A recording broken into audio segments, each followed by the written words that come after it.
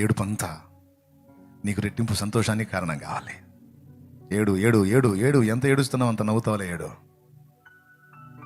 నీ నోటి నిండా నవ్వు ఉండేటట్టు నేను చేస్తాను. నీ నోటి నిండా నవ్వు ఉండేటట్టు నేను చేస్తాను. డోంట్ వరీ,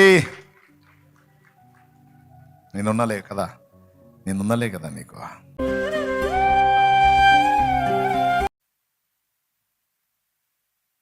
చాలా అప్పుల్లో ఉన్నప్పుడు కూడా ఇంతే ఎంజాయ్ చేశా దేవుళ్ళలో.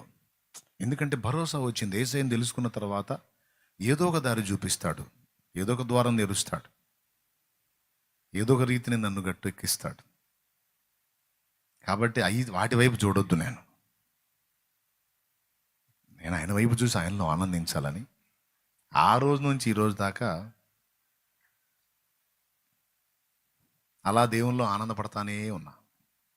మీకు కూడా అదే నేర్పుతున్నా. అనవసరంగా ఆలోచించి జుట్టు పీక్కొని షుగర్లు బీపీలు తెచ్చుకొని లేదా ఉన్న వాటిని పెంచుకొని అస్సలు నేను చెప్పినట్టు నువ్వు కరెక్ట్గా ఫాలో అయ్యి దేవుళ్ళు ఆనందించడం నువ్వు మొదలు పెడితే షుగర్ బిళ్ళ వేసుకునే అవసరం కూడా ఉండదు. షుగర్ గోళీ, బీపీ గోళీ వేసుకునే అవసరం కూడా ఉండదు. అన్నీ కంట్రోల్ అవుతాయి యేసు నామములో. ఆల్రెడీ వచ్చినవి కూడా తిరిగి వెనక్కి వెళ్ళిపోతాయి. ఆయనలో ఆనందాన్ని వెతుకు, ఆయన చాలు నీకు.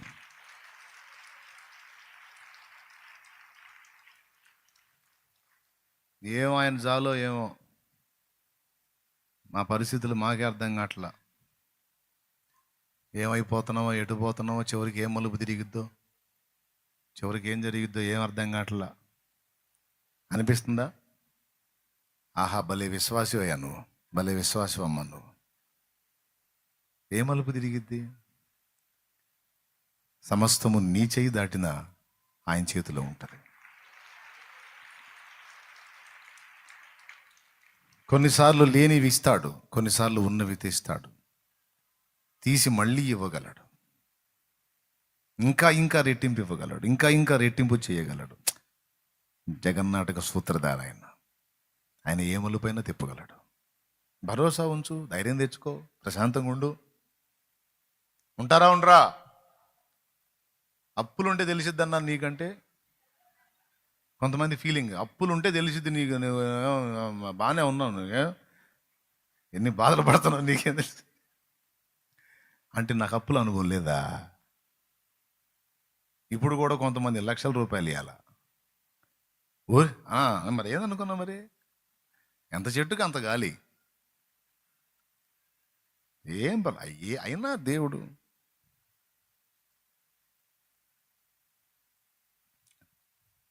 ఆయన ఉన్నాడు కదా.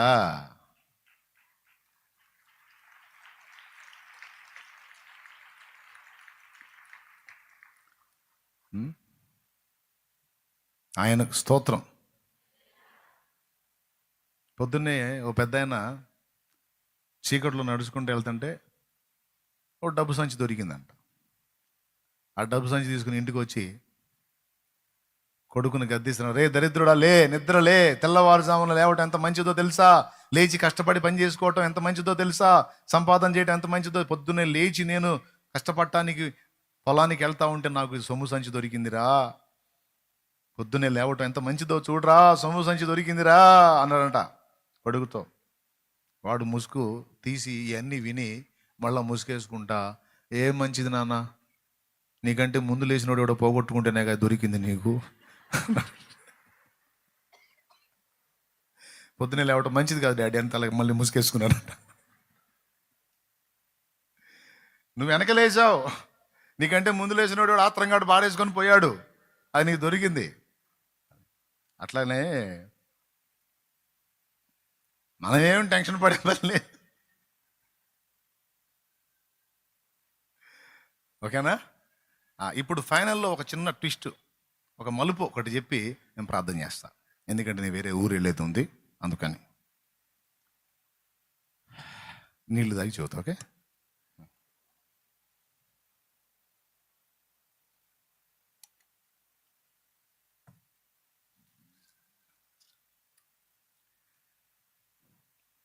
శాశ్వత కాల జ్ఞానమును దేవుడు నరుల హృదయంలో ఉంచి ఉన్నాడు, కానీ దేవుని కార్యాలు పరిశీలనగా తెలుసుకున్నాడు అవి చాలవు అన్నాడు.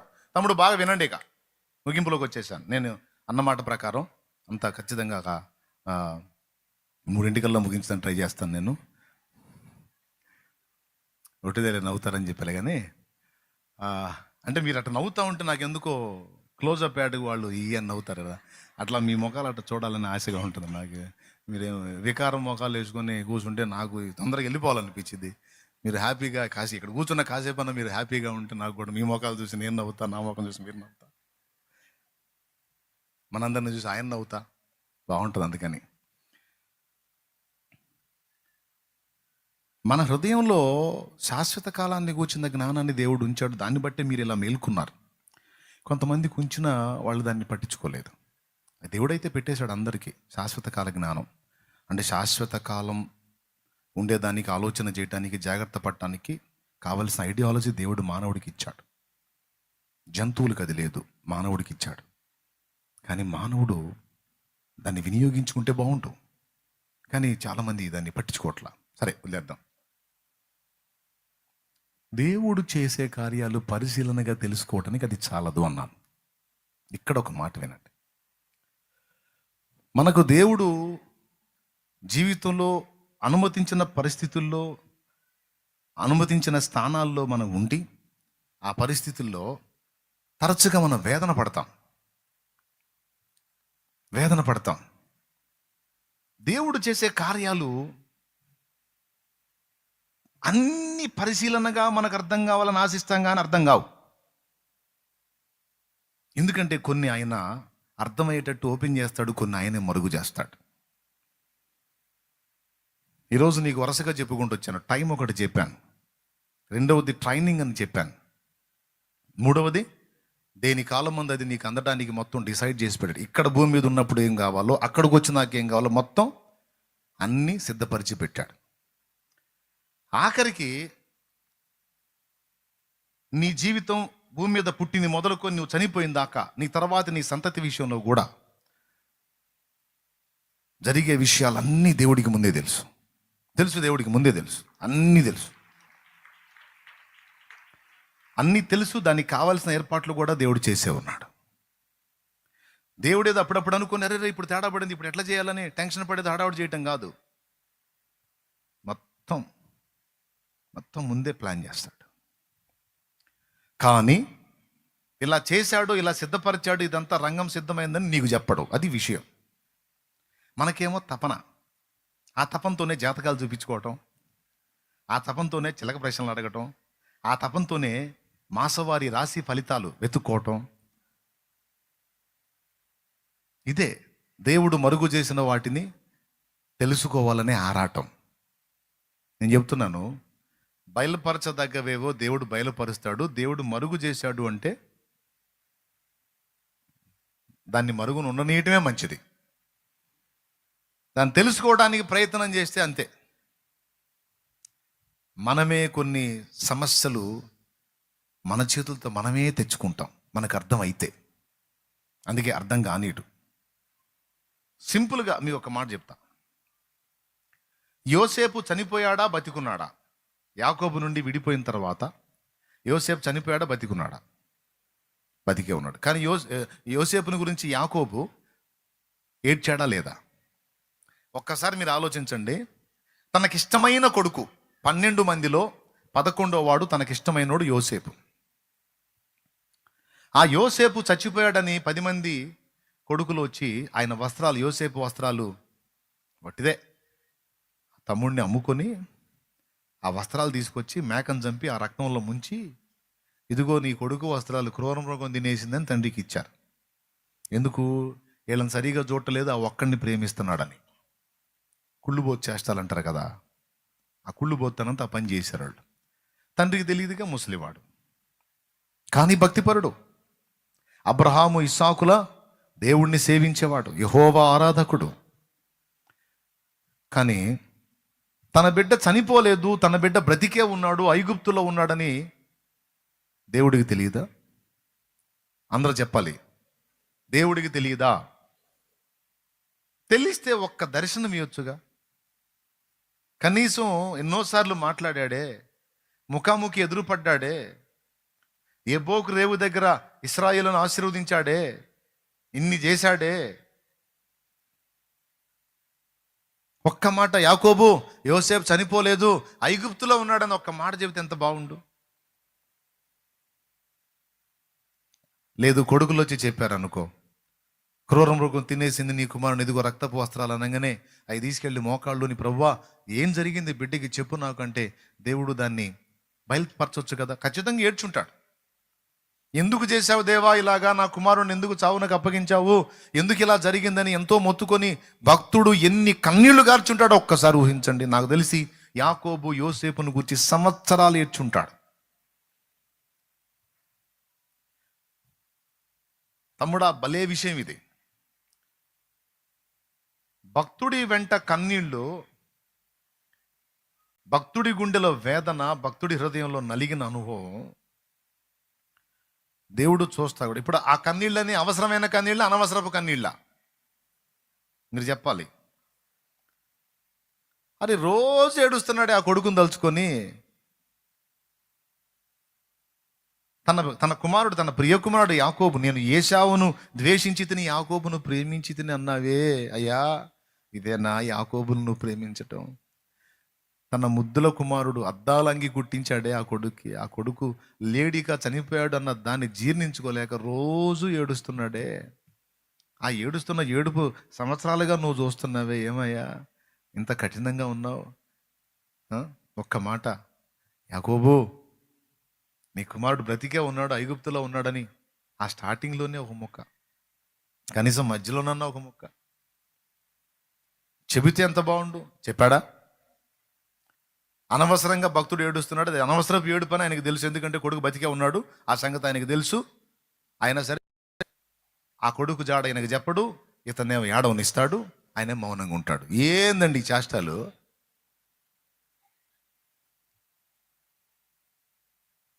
కదా, భలే పాయింట్ కదా. నీ ముఖంలాగా ఉందలే పాయింట్ అంటారా? లేదండి, చాలా కీలకమైన విషయం. చెప్పడండి దేవుడు, చెప్పకపోవడానికి ఒక కారణం ఉంది. కొడుకులు ఈ కబురు తీసుకొచ్చినప్పుడే యాకోబు దేవుడిని అడిగి ఉండొచ్చు. ఏడ్చాడంటే దేవుడు స్పందిస్తాడు. జస్ట్ భయపడితేనే ఆ రాత్రి దర్శించాడే, ఏడిస్తే ఊరుకుంటాడా? తాను ప్రేమించే యాకోబు, నా దాసుడు, నాకు ప్రియమైన వాడు యాకోబు ఏడుస్తున్నాడు, యాకోబు నేను ఉండలేకపోతున్నా చెప్తానని బయలుపరుస్తాడు. ఎందుకంటే అదే యాకోబు ఎబ్బోకు రేవు దగ్గర ఏడిస్తే దాటిపోలేకపోయాడు. యాకోబు తెల్లవారుతుంది, నన్ను పోని అని బ్రతిమాలుకున్నావే, ఒక్క తన్నుదంతే యాకోబు ఎక్కడ పడతాడు? యాకోబు కాళ్ళు పట్టుకొని ఏడుస్తుంటే నన్ను పోనివయ్యా అని నువ్వు ఆయన బతిలాడావే. నీ దాసుని కన్నీళ్లు చూసి ఓర్వలేకపోయావే, స్పందించావే. అలాంటి దాసుడైన యాకోబు ఇబ్బంది పడుతుంటే, కుమారుడు చనిపోయాడు అని పాప అమాయకంగా ఏడుస్తుంటే, చావలేదు బతికే ఉన్నాడు ఏడుపు మానే అంటే హ్యాపీగా ఉండును కదా. ఎందుకయ్యా నీ దాసుని అనవసరంగా అంత ఏడవనిచ్చావు? నేను చెబుతున్నా ఈరోజు మీకు, మీరు ఏడ్చే ఏడుపులో చాలా వరకు అనవసరమైన ఏడుపే ఉంటుంది. నేను ఏడ్చే ఏడుపులో మీరు ఏడ్చే చాలా వరకు అనవసరమైన ఏడుపే ఉంటుంది. ఈ కోణంలో ఎందుకు తెలుసా? అసలు ఏం జరిగిందో, ఏం జరుగుతుందో, ఎక్కడెక్కడ ఏమేమి అవుతుందో మొత్తం ఆయనకు తెలుసు. సంవత్సరాలు ఏడ్చుంటాడు కదా యాకోబు. ఆది కాండంలో ఉంటుందిలే, వాళ్ళకి తెలియందా? ఓ అబ్బా. తర్వాత చివరికి ఏం జరిగిందో మీకు తెలుసు. చివరికి అదే కొడుకులు వచ్చారు. ఆనాడు చచ్చిపోయాడని కబురు తీసుకొచ్చిన కొడుకులే, నీ కుమారుడైన యోసేపు బ్రతికే ఉన్నాడు, ఐగుప్తుని ఏలుతున్నాడు అన్నారు.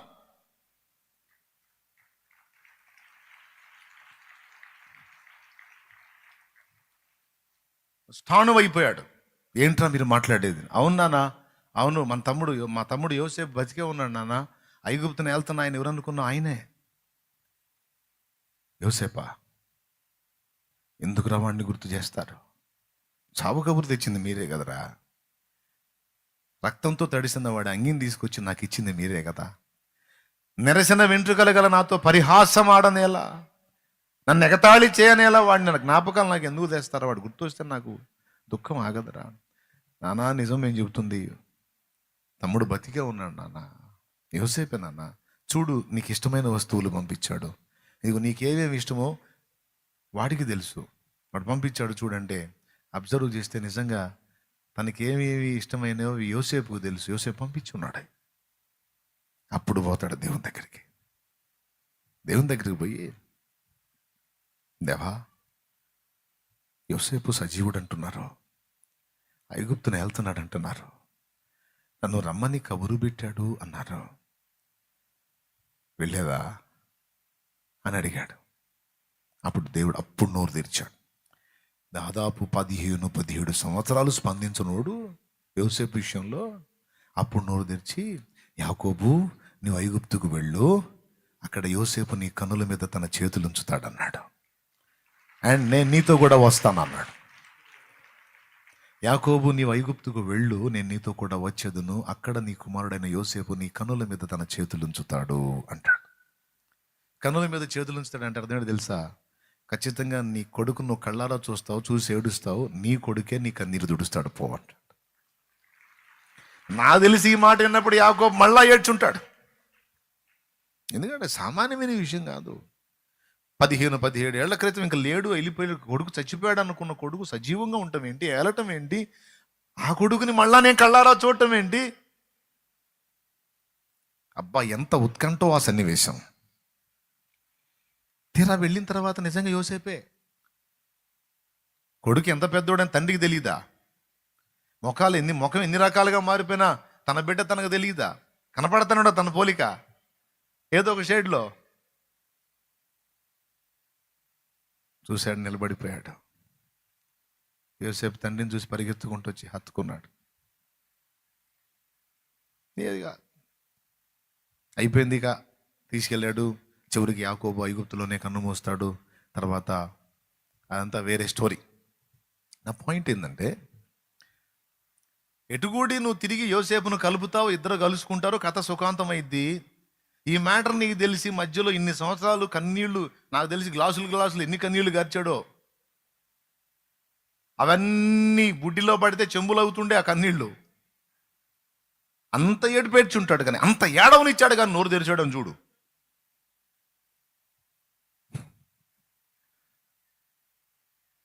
ఒకసారి ఆయన్ని, ఏమయ్యా నువ్వు అసలు మీ ఏడిస్తే నీకు నవ్వు వచ్చేది, అయింది ఏడవనిస్తున్నా ఇంత ఏడుపు, ఒక్క మాట చెప్పొచ్చు కదా యాకో. నేను చెప్తున్నా ఒక మాట. చెప్పడు. ఎందుకు చెప్పడంటే, పొరపాటున అప్పుడే యాకోబుకు చెప్పాడు అనుకో, కత్తి తీసుకొని వెంటబడతాడు ఇష్మాయేలీల వెంట, ఐగుప్తుకి పోనీయుడు. వీళ్ళందరికీ కరువు కాలంలో ఆహారము యోసేపు ద్వారా ఐగుప్తీయులకి, కనానీయులకి, యాకోబు కుటుంబాన్ని మొత్తానికి యోసేపు ద్వారా డిసైడ్ చేశాడు దేవుడు. యాకోబుకి ఈ విషయం, ఈ ట్విస్ట్ రివీల్ చేశాడు అనుకో, పోయి పడి తన కొడుకుని తెచ్చుకుంటాడు. అప్పుడు యోసేపుకు బానిస సంఖ్యలు తప్పుతాయి, కానీ 7 ఏళ్ల కరువు కాలంలో యోసేపుతో సహా మొత్తం కలిసిపోతారు. ఓకే, ఇప్పుడు ఏం చేయాలి దేవుడు? నేను చెప్పనా, యాకోబు ఏడుస్తున్నావు కానీ తప్పదు, తాళుకో నాయన తాళుకో. ఇది అనవసరపు ఏడిపే, నాకు తెలుసు ఆ సంగతి, కానీ నీ బిడ్డ మీద ఉన్న తీపిని బట్టి నువ్వు ఏడుస్తున్నావు, నీ పితృవాత్సల్యం. ఓకే. రేపు దేవుడు మన ఎడల కార్యాలు చేసినప్పుడు, మనకు మరుగు చేసినటువంటి ఆ ట్విస్టులన్నీ రివీల్ చేసినప్పుడు, మన ఏడుపులన్నీ హాస్యాస్పదం అవుతాయి, ఆనంద బాష్పాలుగా మారిపోతాయి. ఎంతమందికి అర్థమైంది?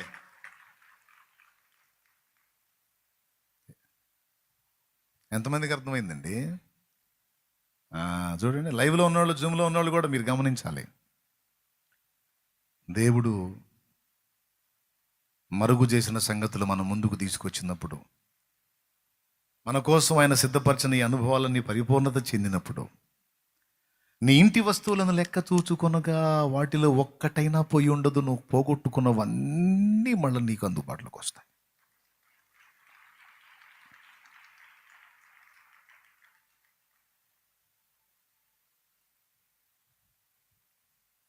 మానవ జాతిని నిర్మించినప్పుడు, ఆదాము హవ్వల్ని దేవుడు భూమి మీద చేసినప్పుడు అసలు ప్లాన్ ఏంటి దేవుడిది? దేవుని ప్లాన్ ఏంటి? హవ్వకు తెలుసా సంగతి? దేవదూతలు భూమి మీదకి వచ్చి ఆదాము హవ్వల్ని కలుసుకుంటాం, వాళ్ళ ముందు వెళ్ళటం, ఇవన్నీ ఆదాము హవ్వలు చూశారు. వాళ్ళకి అలాంటి మహిమ ఉందేంది, మాకు ఇలాంటి పరిస్థితి ఉందేంది? వాళ్ళు అలా ఎందుకు, మేము ఇలా ఎందుకు? వాళ్ళ బాడీ గ్లోరియస్ బాడీ, మాదే మట్టి శరీరం. వాళ్ళ శరీరాలకు అలసట్లేదు, మాకు అలసట ఉంది. వాళ్ళు గాల్లో ఎగురుతున్నారు, అదృశ్యం అవుతున్నారు, మాకేం లేదు. వాళ్ళు అలా ఎందుకు, మేము ఇలా ఎందుకు అంటే, పైన దేవుడు, వాళ్ళు దేవతలు. సైతానుగాడు ఏం చెప్పాడో తెలుసా? వాళ్ళు అలా ఎందుకున్నారు, మేము ఎలా ఎందుకున్నాం, వాళ్ళని అలా ఎందుకు చేశాడు దేవుడు, మమ్మల్ని ఎలా ఎందుకు చేశాడు అనే ధర్మ సందేహం ఆదాముకు లేదు, కానీ హవ్వకుంది. ఇదొక పాయింట్. అప్పుడు ఆమె ఏమనుకుందంటే, మమ్మల్ని కూడా దేవుడు అలా చేస్తే బాగుండేది. మమ్మల్ని మట్టి మనుషులుగా చేశాడు, ఈ మట్టి శరీరంతో. వాళ్ళని మహిమతో చేశాడు. ఒక కంట్లో బెల్లం పెట్టాడు, ఒక కంట్లో సున్నం పెట్టాడు. అసలు దేవుడు ఎందుకు ఈ స్థితి ఇచ్చాడు? తమ్ముడో బాగా వినండి. అసలు దేవుడు ఎందుకు మమ్మల్ని ఈ స్థితిలో ఉంచాడు? వాళ్ళని ఎందుకు ఆ స్థితిలో ఉంచాడు? వాళ్ళకి రెక్కలు ఉన్నాయి, వాళ్ళు తలుచుకుంటే క్షణంలో అదృశ్యమైపోతున్నారు, కాంతి వేగంతో ప్రయాణం చేస్తున్నారు, వాళ్ళకి ప్రత్యేకమైన వస్తువులు ఉన్నాయి, వాహనాలు ఉన్నాయి, వాళ్ళ మహిమే వేరు, వాళ్ళ శరీర తీరే వేరు. వాళ్ళకి చావు లేదు, మాకు మరణం ఉందంటాడు. వాళ్ళని అలా ఎందుకు, మమ్మల్ని ఎలా ఎందుకు? దేవుణ్ణి మిస్అండర్స్టాండింగ్ చేసుకుంది హవ్వకాయ్. మిస్అండర్స్టాండింగ్ చేసుకుంది, అపార్థం చేసుకుంది. కానీ అసలు వాస్తవం ఏంటో తెలుసా? రెక్కలు కలిగిన దేవదూతల్ని వీళ్ళు చూశారు, కాంతి వేగంతో ప్రయాణించే దేవదూతల్ని చూశారు, కానీ అసలు మట్టి పురుగులమైన మనకి దేవుడు నియమించిన మహిమ ఎంత గొప్పదంటే, వీళ్ళు చూసిన వాళ్ళందరికీ పైన ఉన్న మహిమ అది.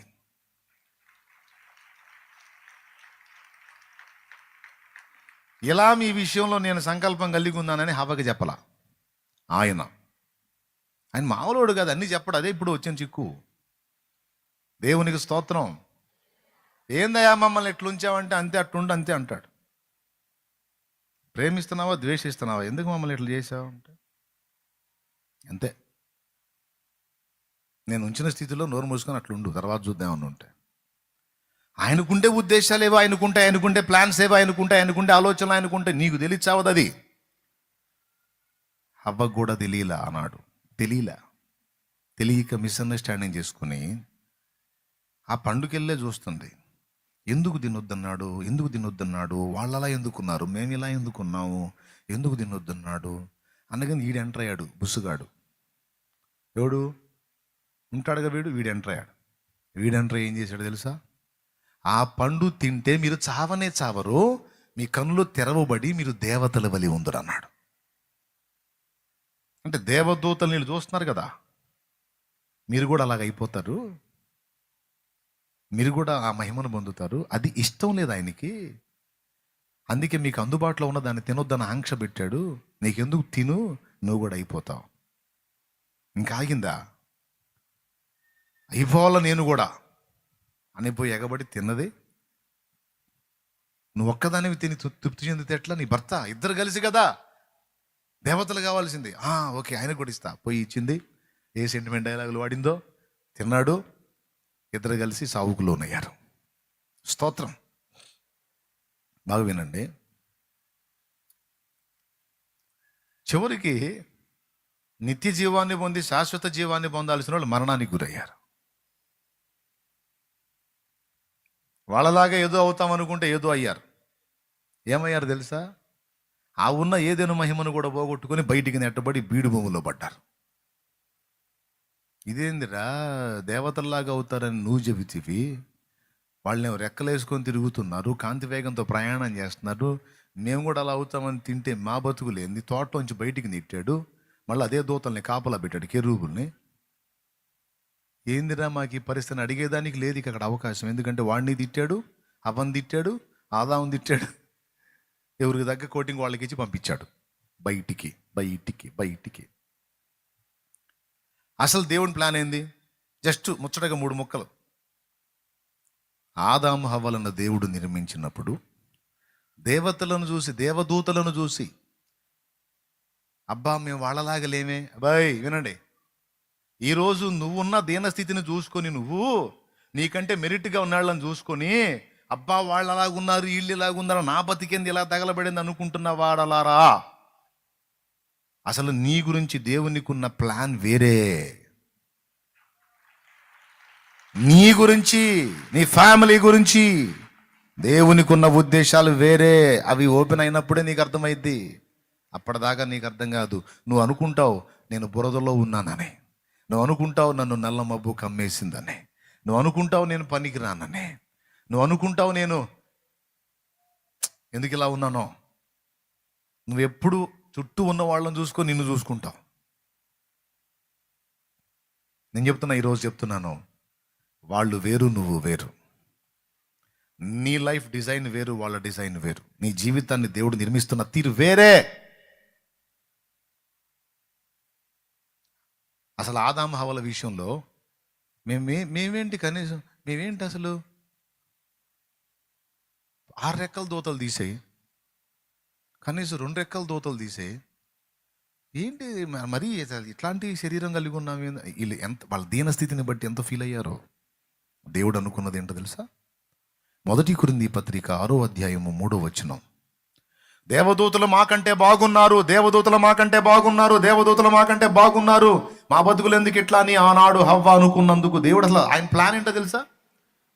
దేవదూతల లాగా వాళ్ళని చేయటం కాదు, దేవదూతల మీద ఏలికగా చేయటం.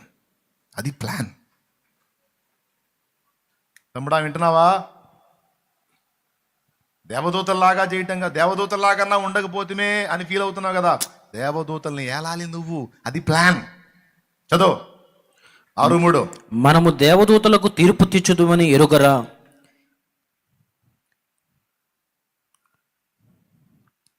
ఇప్పుడు చెప్పండి, ఏమికి దేవుడు డిసైడ్ చేసిన క్యాడర్ ఇది? దేవదూతలకు తీర్పు తీర్చి, అంటే దేవదూతల్ని ఏలే క్యాడర్. ఏమేమనుకుంది? కనీసం దేవదూతల్లాగన్నా ఉంటే బాగుండు అనుకుంది. మరి ఏమ గురించి ఏమి ఇలా అనుకుంటే ఏమ గురించి ఆయన ఏమనుకున్నాడు? దేవదూతలు ఏంది వెర్రిమోహం దానా? దేవదూతలకు తీర్పు తీర్చే దానిలో సింహాసనం మీద నిన్ను కూర్చోబెట్టాలని నేను డిసైడ్ చేశాను. కానీ ఈ మొక్క చెప్పాడు అవకే. చెబితే ఇంకేముంటుందండి? చెప్పడు.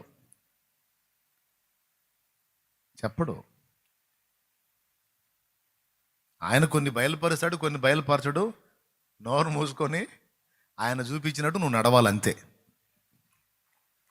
ఫైనల్లో నీకు క్లారిటీ ఇస్తాడు. మంచోడండి ఆయన. అంతేనా? రెండవది, దేవదూతలకు తీర్పు తీర్చే స్థాయి మనది.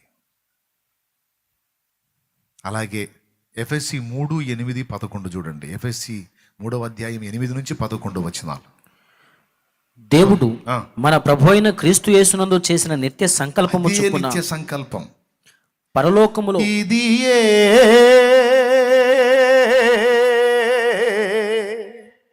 నాయడ నీకున్న నిత్య సంకల్పమా,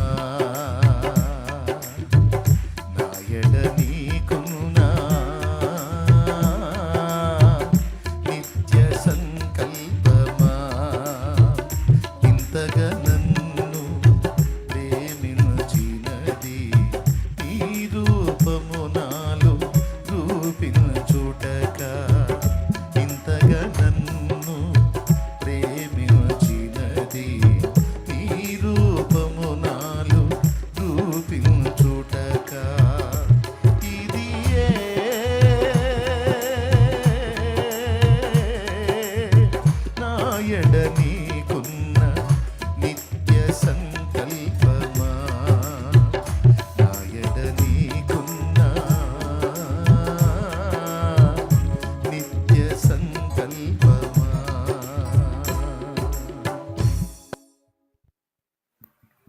అసలు టోటల్ ప్లాన్ 3 ముక్కల్లో చెప్తా.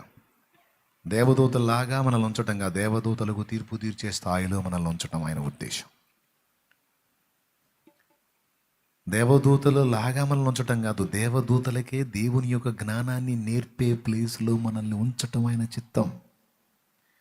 దేవదూతలకు మనం జ్ఞానం నేర్పటం ఏంది? నాకేం తెలుసు, అందులో రాశాడు చూడండి. ప్రభు అయిన యేసుక్రీస్తునందు చేసిన నిత్య సంకల్పము చొప్పున. పరలోకములో ప్రధానులకును. పరలోకము అంటే ఎక్కడిది? అక్కడిది. ప్రధానులు ఎక్కడి వాళ్ళు? అక్కడి వాళ్ళు. అధికారులు ఎక్కడి వాళ్ళు? అక్కడి వాళ్ళు. సంఘం ఎక్కడిది? ఇక్కడిది. పరలోకములో ప్రధానులకును అధికారులకును సంఘము ద్వారా తన యొక్క నానావిధ జ్ఞానము ఇప్పుడు తెలియబడవలని ఉద్దేశించి. ఏమండి, ఈ వచనం ఎట్లా రాస్తే బాగుంటుందేమో. పరలోకములో ఉన్న ప్రధానులు అధికారుల ద్వారా సంఘమునకు తన యొక్క నానావిధ జ్ఞానమును దేవుడు తెలియపరుస్తాడు అంటే బాగుంటుందేమో. ఎందుకంటే దేవుని దగ్గర ఉంటుంది, వాళ్ళు దేవునికి ఎడంగా ఉంటుంది మనం, కాబట్టి దేవుని జ్ఞానం వాళ్ళు మనకు చెప్తారంటే సమంజసం. కానీ ఇక్కడ రివర్స్ మాట్లాడాడు. అక్కడున్న ప్రధానులకు అధికారులకు ఇక్కడున్న సంఘము ద్వారా తన నానావిధ జ్ఞానం, అది దేవుని ప్రణాళిక. అందరి మీద పైన కూర్చోబెట్టడానికే అందరికంటే అధములను చేసి కూర్చోబెట్టాడు, అది విషయం. ఈరోజు అందరికంటే వ్యధవనైపోయాను, దిగజారిపోయాను, అట్టడుగును కూర్చున్నాను, నా బతుకేందంటే ఓ రేపిచ్చిన ఆయన రేపు అందరి పైన కూర్చోబెడతాడయ్యా నిన్ను. అందరి పైన కూర్చోబెడతాడు. నమ్మితే స్తోత్రం చెప్పుకోలే, అయితే ఏం ఓలే అనుకో, ఊరేగు, నాకు తెలియదు. నేను చెప్పింది మాత్రం నిజం.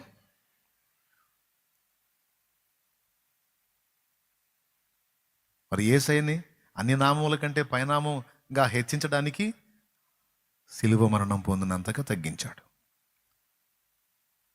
అంత తగ్గించి ఎంత హెచ్చించాడు? ఆకాశ మహాకాశాలన్నిటికీ పైన ఉన్నాడు ఆయన.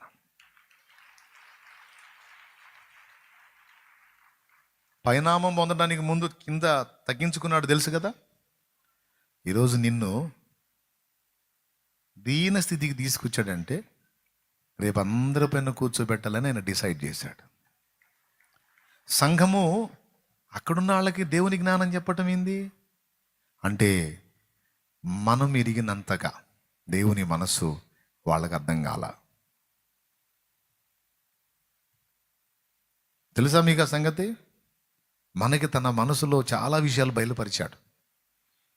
ప్రాక్టికల్గా మనకు తెలుసు దేవుని ప్రేమ, కృప, మాధుర్యం, వాత్సల్యం మనం అనుభవించాం. వాళ్ళకి తెలియదు. వాళ్ళకి ఒకటే పాట, పరిశుద్ధుడు పరిశుద్ధుడు పరిశుద్ధుడు. మనకి ఎన్ని పాటలు? మన బంధము నా ఊపిరయ్యింది నీ శ్వాసనే, నిత్యము నీకెప్పుడు నా ధ్యాసనే.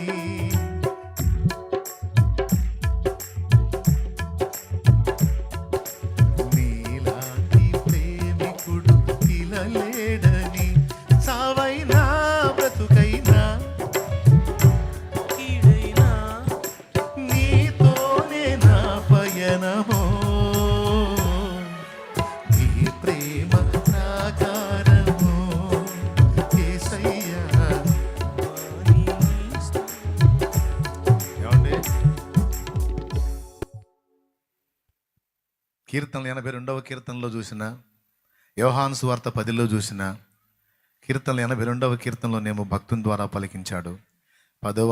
యోహాను సువార్త 10వ అధ్యాయంలో సాక్షాత్తు యేసయ్యే చెప్పాడు, మీరు దైవములని నేనంటిని అన్నాడు. మీరు దైవములు.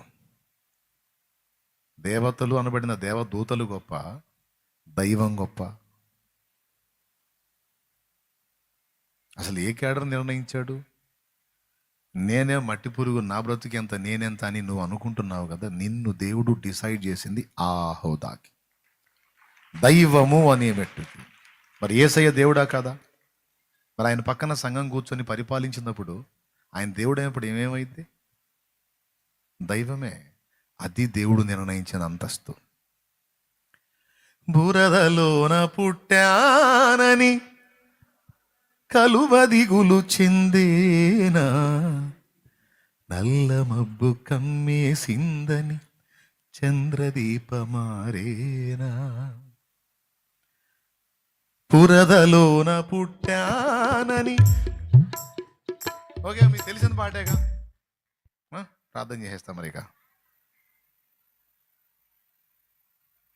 ఒక్కసారి ఆలోచించు. కాళ్ళ క్రింద నలిగిన గాని మల్లె పరిమళం మారేన, మెలికలిన్ని తిరిగిన గాని బంగారు కోవెల తరిగేనా. నువ్వు 100 వంకర్లు ఉన్న గోల్డ్ అయినా తీసుకెళ్ళు, రేట్ ఒకటే. శత్రువెంత తరిమిన గాని, శ్రమల చేత నలిపిన గాని, మనుషులెంత నవ్విన గాని, మనసు గాయపరచిన గాని, యేసు మనసులో నీ స్థానం ఎన్నడైనా మారేనా, ప్రభు నిన్ను వీడేనా, అనుకున్నావా నిన్నును దీనునిగా చేశాడమ్మా యేసు నిన్ను, అయి ఉన్నావా ఆత్మ విషయమై దీనునిగా, అందుకోసమే నచ్చావయ్యా. దేవునికి మహిమ. ఈ సంగతి అవ్వక తెలుసా? కనీసం ఆ పండు తింటే దేవతలాగానే అవుదాం అనుకుంది, దేవదూతలాగానే అవుదామని. ఆయనకు తెలుసు, ఎర్రిమోకం దానా దేవత కాదు, దేవదూత కాదు, వాళ్ళందరికీ పైన, దేవదూతలకు పైన నిన్ను కూర్చోబెడదామని నిర్మించాను, నా పోలికలో నా స్వరూపమందు. Praise the lord. నా స్వభావాన్ని నీలోనికి రప్పించి పరిపూర్ణం చేసి నా పక్కన కూర్చోబెట్టుకుందాం అనుకున్నాను, నువ్వేమిట్టయిపోయావు. ఇప్పుడు ఇది మీ జీవితాలకు కూడా అన్వయించుకోండి. ఇప్పుడు చెప్పండి, స్టార్టింగ్లో నేనున్న దరిద్రంలో నేను ఏడ్చా, మిగిలిన వాళ్ళందరి పరిస్థితులు బాగానే ఉన్నాయి, మా అంత దరిద్రం, మా అంత దీనస్థితి ఎవడికి ఉండదేమో నాయన. ఎందుకు నాయన ఇంత దరిద్ర గుట్టు బతికిచ్చావు? ఓ పని చేయదేవా, నా అంతటా నేను చేస్తే నరకానికి పోతాను, నువ్వే చెప్పావుగా, నువ్వు చంపే. నాకు బతకాలనిపించట్లా, నాకు బతకాలనిపించట్లా, చీదర పుడుతుంది, చంపే. ఆ స్టార్టింగ్లో సేవారంభపు తొలి దినాల్లో వేసేసాను. ఏం చేద్దాం, శ్రమ అనుమతించినప్పుడు, అది సెగ తగిలినప్పుడు ఏ గొడవలుగా మనవి. నీ ఏడుపదే నా ఏడుపదే. నిజంగా నేను అన్నానైనా వేసేస్తే అప్పుడే. ఒక్కసారి ఆలోచించండి. నా ప్రశ్నకు బదులు ఇవ్వలేదు, నన్ను నిజంగా నేను అడిగానని వేసేయలేదు. ఏందిరా వేసేది, నోరు మూసారా నువ్వు, నేను చేసేది చూడరా ఊరకు నేను నిలిచి. చెప్పడం చేసి చూపిస్తాడు ఆయన. కొన్ని హవ్వకు చెప్పలా, కానీ ఫైనల్ ఏంటో తెలుసా? దేవదూతలు కాదు, దైవము. దేవదూతలకు మనం నేర్పడం, దేవదూతలకు మనం తీర్పు తీర్చటం. ఇది దేవుడు డిసైడ్ చేసిన హోదా. ఈరోజు నిన్ను దీనుడిగా తగ్గించాడా దేవుడు? అవమానానికి అప్పగించాడా? ఇబ్బందులకు అప్పగించాడా? ఓకే, దేవుడు అప్పగించిన దానికి కృతజ్ఞతలు చెప్పి ఇందును బట్టి నీకు స్తోత్రం అని సాగిపోను. కొద్దిగా ఓపిక పట్టు. తర్వాత ఏ విధంగా తారుమారైద్దో, ఏ మలుపు ఎలా తీసుకుంటాడో నీకే అర్థమైతే నువ్వే చూస్తావు. ఇంకలే, నమ్ముతున్నారా? నేను చెప్పాను నిజమని నమ్ముతున్నారా? ఎంతమంది నమ్ముతున్నారో చేతులు ఎత్తండి. నిజంగా నమ్ముతున్నారా? అలే ఇప్పుడులే.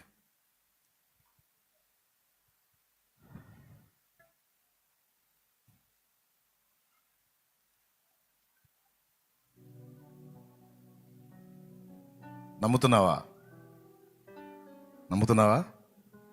ఖచ్చితంగా చూస్తావు.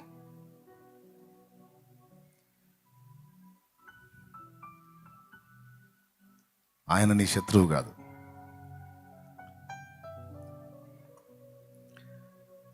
కొండ మీద గొర్రెను సిద్ధపరిచానని అబ్రహాంకి చెప్పలా దేవుడు. అబ్రహాం, నువ్వు రా, అబ్బాయిని తీసుకుని రా, గొర్రెను రెడీ చేశానని చెబితే, ఆహా మా వాడిని చంపని ఇళ్ళే, గొర్రెను రెడీ చేశాడంటే ఇన్నిచ్చే పని లేదు అని అబ్రహాం తేడా పడతాడు. గొర్రెను రెడీ చేశాడు, కానీ గొర్రె రెడీగా ఉందని, పొట్టేలు రెడీగా ఉందని చెప్పాలి అబ్రహాంకి. కొడుకును బలి పెట్టడానికి సిద్ధపడిన తర్వాత, కత్తి ఎత్తిన తర్వాత ఆగు అని ఆపి పొట్టేలను చూపించాడు. ఎప్పుడు సిద్ధపరిచాడు? ముందే సిద్ధపరిచాడు. యోసేపు గురించి చెప్పలా.